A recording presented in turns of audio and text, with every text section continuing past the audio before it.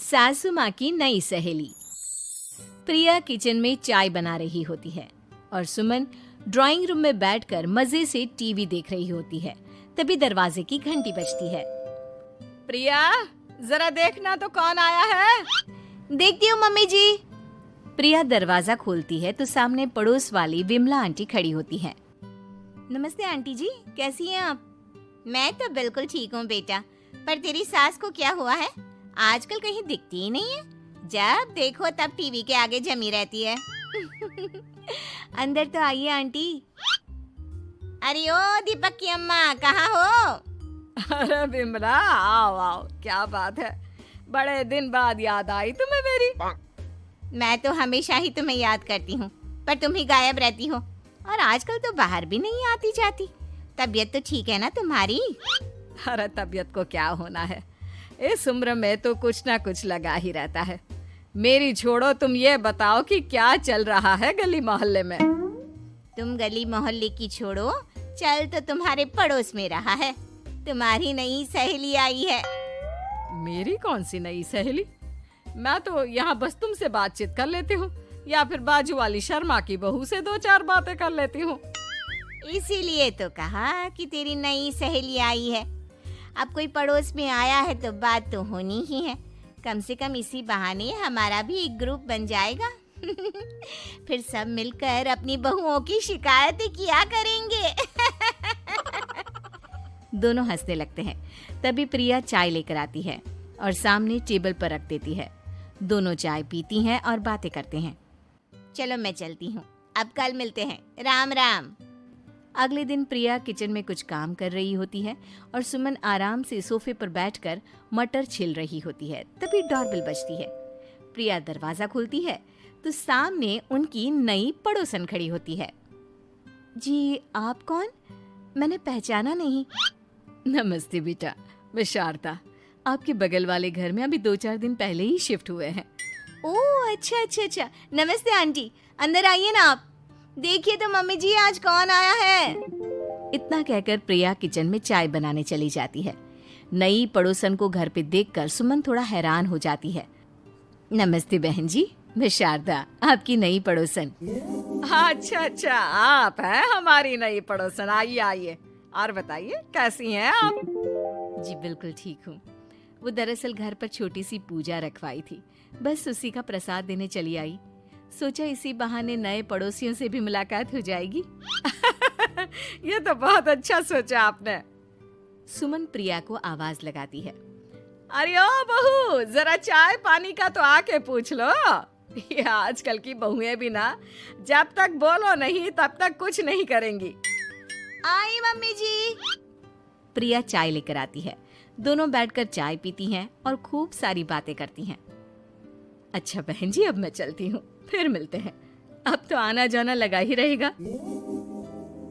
शारदा के जाने के बाद प्रिया किचन से बाहर आती है। क्या बात है मम्मी जी, आप दोनों को देखकर तो लगा ही नहीं कि पहली बार मिल रही हो। आप दोनों तो बिल्कुल बिछड़ी हुई सहेलियों की तरह बातें कर रही थी। अरे जब दो औरतें मिल जाती है ना, तो बातें अपने आप ही निकल आती है। अब तू अपने काम पर ध्यान दे, बातों पे नहीं। ऐसे ही कुछ दिन बीत जाते हैं। अब सुमन और शारदा अच्छी सहेलियां बन गई होती हैं। दोनों एक साथ मंदिर जाती, मार्केट जाती और कभी कभी तो विमला भी इनके साथ मिलकर खूब हंसी ठिठोली करती। एक शाम तीनों बैठकर सुमन के घर पर चाय पी रही होती हैं कि तभी बहुत तेज बारिश शुरू हो जाती है। सुमन जोर से प्रिया को आवाज लगाती है। प्रिया, ओ प्रिया, देख कितनी तेज बारिश हो रही है। जाके छत से सारे कपड़े ले आ, नहीं तो सब भीग जाएंगे। सुमन 2 बार आवाज लगाती है लेकिन प्रिया का कोई जवाब नहीं आता।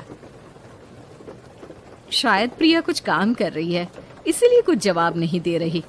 अरे काहे का काम, आराम फरमा रही होगी महारानी।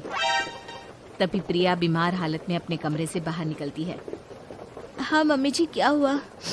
मेरी तबीयत थोड़ी ठीक नहीं है ना, इसलिए आग लग गई। अरे सारे कपड़े भीग गए और तुझे सोने से फुर्सत नहीं है। सबके सामने सुमन के मुंह से ऐसी बातें सुनकर प्रिया उदास हो जाती है और छत से कपड़े उतारने चली जाती है। सुमन, ये क्या बात हुई?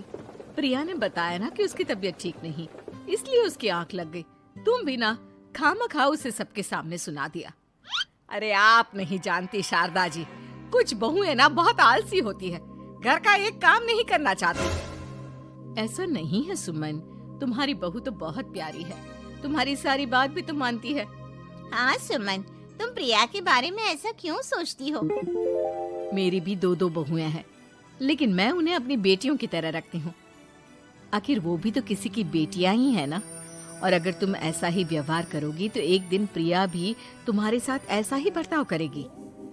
शारदा और विमला की बातें सुनकर सुमन की तो बोलती बंद हो जाती है। वहीं प्रिया भी बाहर से सारी बातें सुन रही होती है। अरे मैं कोई उसकी दुश्मन थोड़ी ना हूँ, मैं भी उसकी माँ हूँ, लेकिन कभी कभी सास बनना पड़ता है, नहीं तो बहुएं हाथ से निकल जाती है। देखो सुमन, ये सब सोच का फर्क है। अगर तुम ये सोचोगी तो कभी प्रिया को अपनी बेटी नहीं बना पाओगी। इतना कहकर शारदा और विमला वहां से चली जाती हैं और सुमन अकेले बैठकर उनकी बातें सोचने लगती है।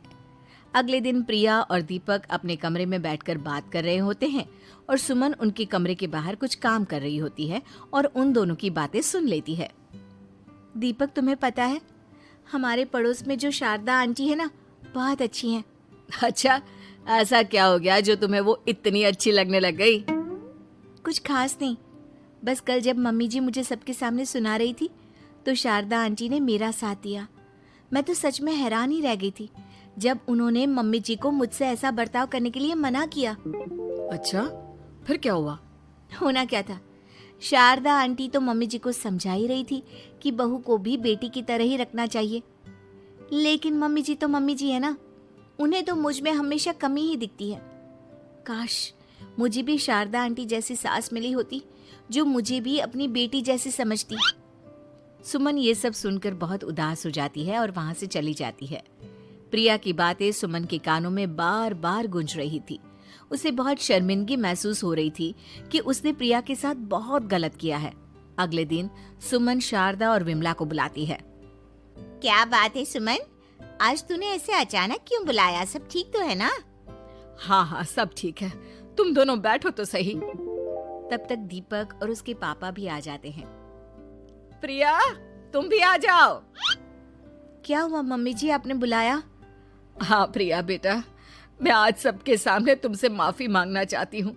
मैंने आज तक तुम्हारे साथ बहुत बुरा व्यवहार किया है, लेकिन तुमने कभी भी मेरे साथ बुरा बर्ताव नहीं किया। मुझे अपनी गलती का एहसास हो गया है, हो सके तो मुझे माफ कर देना। प्रिया अपनी सास की बातें सुनकर हैरान हो जाती है। उसकी आंखों में आंसू आ जाते हैं। प्लीज मम्मी जी, आप मुझसे माफी मत मांगिए, मैं भी आपकी बेटी ही हूँ। वैसे एक थैंक यू तो मेरी नई सहेली को भी बनता है, जिसकी वजह से मुझे मेरी गलती का एहसास हुआ। शारदा बहन, आपका बहुत बहुत शुक्रिया जो आपने मेरी आंखें खोल दी। अरे क्या सुमन, तुम भी ना। तो फिर इसी बात पर चाय और पकोड़े हो जाए? हाँ, क्यों नहीं।